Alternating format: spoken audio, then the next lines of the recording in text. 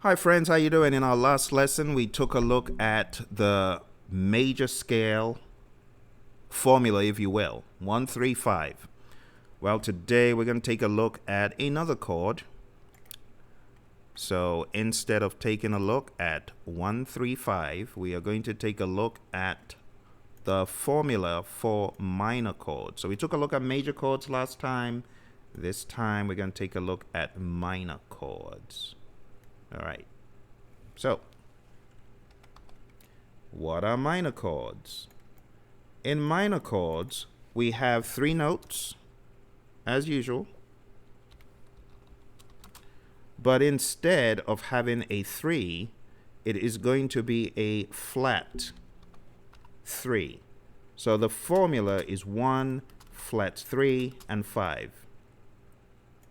Let's go up to what we discussed last time. We discussed the tonic sulfur notation for the major scale, and I did tell you to always superimpose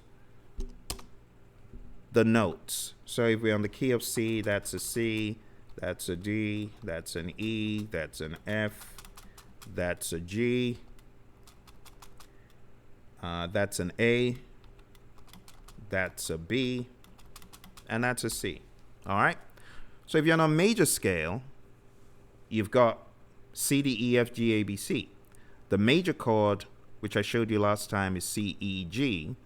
But when we take a look at the minor chord, we are going to address this note right here.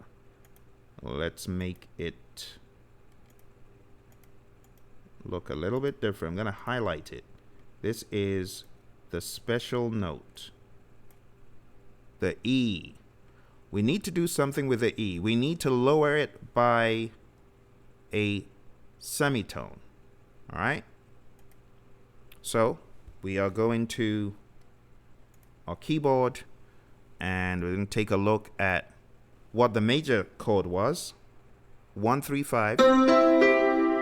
But this time we are going to flatten the third. So we had 1-3-5 for major, but now we're going to flatten the E to be E flat. So it'll sound, instead of this, it'll sound like this. See that?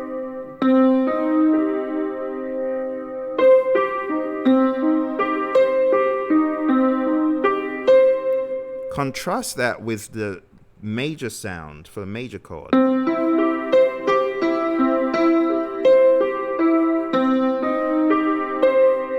You hear that difference? There's a difference there. And minor chords are used for songs that are typically solemn and sad. But they can also be used for songs that are groovy, believe it or not. So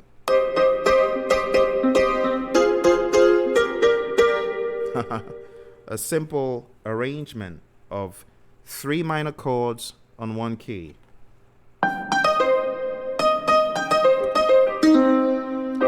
Heard those before. So what I would like you to do to practice is play the minor chords on the key of C. So I haven't really gone over the 1-4-5. I think I've talked about it in a previous video a long time ago. But on any key, the typical notes that are used to create music are the 1, the 4, and the 5. Yes, you could use the 2, the 3, the 6, but it's generally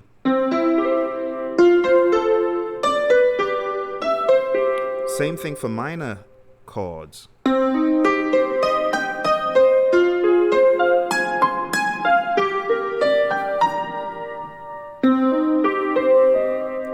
right, so practice playing all the minor chords on every key. Now these might take you more time than the major chords. Remember last time I told you to practice all the major chords.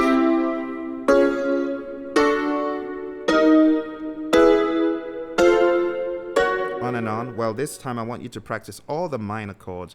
I want you to stretch that pinky to get the 4th one up there. So, like that. It's going to be a bit of a practice. I know. And if you're playing a keyboard as tiny as mine, you're going to have more trouble. So please don't start off playing on this kind of keyboard. Play on a full-sized one, okay? And then you'll be able to really stretch to get all those notes. It's important. You want to develop that muscle memory to be able to grab those chords at least an octave. Like that. Okay? The more you practice, the better you're going to get. And then when you are very comfortable with the chords and the muscle memory thing, it's just going to be easier from there. All right? I know some people have different targets. Some folks just want to know to create music without having to play a big old piano in front of a bunch of folks. Maybe this will help you understand the theory about how to combine the chords across keys. So if I was on, let's say, a C, that will be one chord, that'll be another chord, and that'll be the last, and then you can start creating with that. But, you know, the great Chick Corea, he told me something when I met him in 2001 in the United Kingdom. He told me, if it sounds good, it feels good, that's improvisation. Play it if it feels good and sounds good. And I stopped being so calculated with note after note after note after Chick told me, as far as improvisation is concerned, just go to town.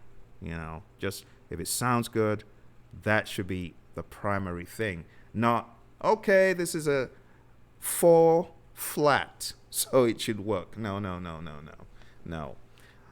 There's a basic amount of stuff you need to know, but once you know it, if you're a creator and you really want to just explore, then do it. But if you're someone who wants to play classical piano or jazz piano in front of a bunch of folks, then the amount of work you put in to the physicality of playing has to be a lot more. So this is just theory to get you started. It's by no way the end. Okay?